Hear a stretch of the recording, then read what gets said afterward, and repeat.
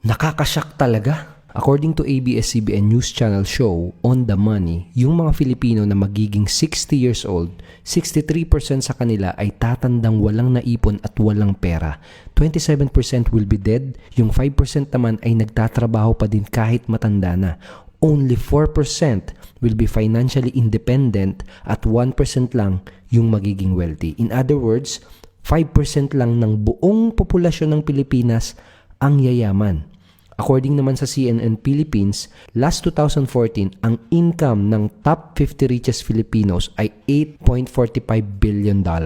Katumbas yan ng 51% ng entire Philippine GDP growth. In other words, kalahati ng pera ng buong Pilipinas noong 2014 sa 50 tao lang lahat napunta.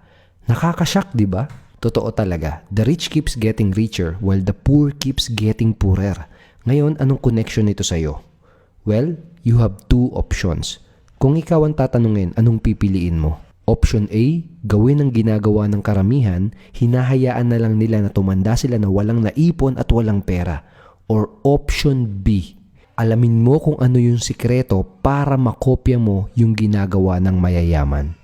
Kung ayaw mong matulad sa madaming Pinoy na tatandang walang ipon at walang pera at kung gusto mong malaman ng sikreto para makopya mo yung ginagawa ng 5% na yumayaman, continue watching this video.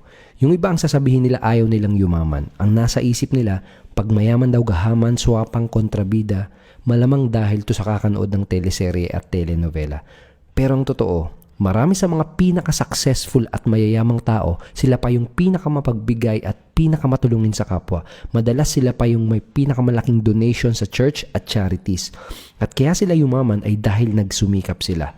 Lahat naman ng tao gustong yumaman. Kahit hindi ka materialistic, sigurado naman kahit paano, gusto mo din itong mga to. Gusto mo ba na meron kang malaking savings para lagi kang handa pag biglang nagka-emergency?